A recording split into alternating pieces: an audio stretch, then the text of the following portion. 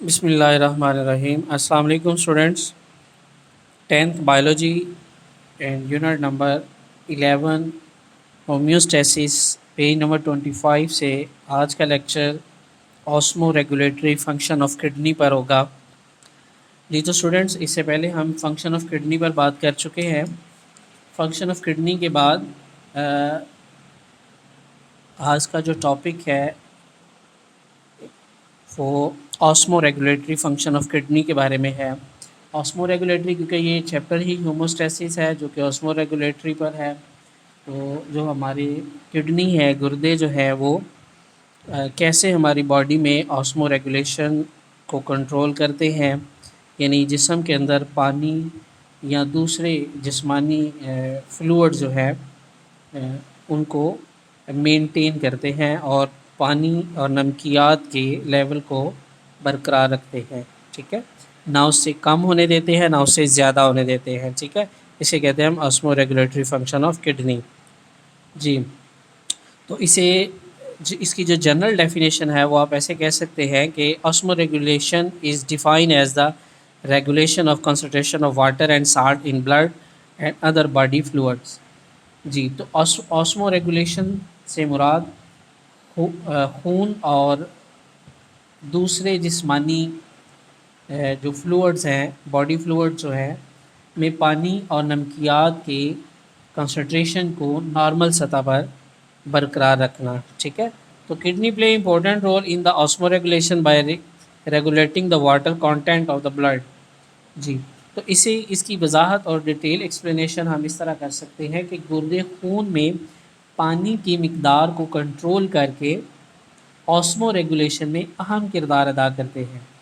یہ ایک اہم عمل ہوتا ہے کیونکہ پانی کا ضرورت سے زیادہ ضائع ہو جانا جسمانی فلوئڈ یعنی باڈی فلوئڈز کو گاڑھا کر دیتا ہے، ٹھیک ہے، یعنی انہیں تھک کر دیتا ہے، جبکہ جسم میں پانی کی ضرورت سے زیادہ پانی کا جسم میں ضرورت سے زیادہ آنا جسمانی فلوئڈ کو ڈائلیوٹ کر دیتا ہے، پتلا کر دیتا ہے، ٹھیک ہے۔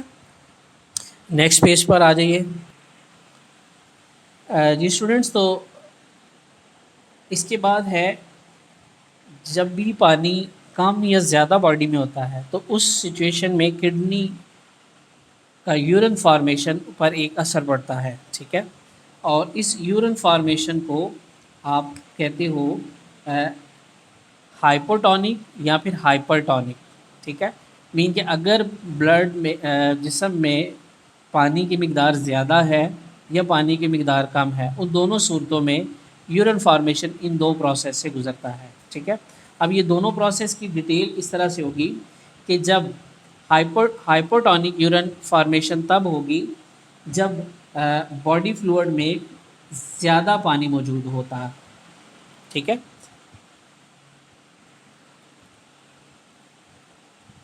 تو اس سچویشن میں جو کڈنی ہے وہ ڈائلیوٹ ہائپرٹونک یورین فارمیشن کرتے ہیں۔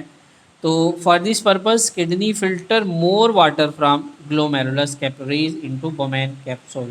تو جیسے ہی بلڈ کڈنی سے پاس ہوتا ہے تو کڈنی کے نیفرون ایریا میں گلومیرولس کیپلریز میں سے واٹر زیادہ فلٹر ہوتا ہے انٹو بومین کیپسول میں، ٹھیک ہے۔ Similarly, less water is reabsorbed and abundant dilute urine is product۔ تو اس سچویشن میں پانی کو زیادہ گلومیرولس اور بومین میں بھیجا جاتا ہے، وہاں سے ضرورت کے مطابق پھر سے اس کو ری ایبزارب کر لیا جاتا ہے، جس کی وجہ سے it bring down the volume of body fluid normal. تو اس سے باڈی فلوئڈ جو ہے وہ اس میں پانی کی مقدار کم ہو کر نارمل ہو جاتی ہے، ٹھیک ہے۔ اب سیکنڈ سچویشن جو کہ ہائپرٹونک ہے، تو ہائپرٹونک یورین فارمیشن بیٹا تب ہوتی ہے جب،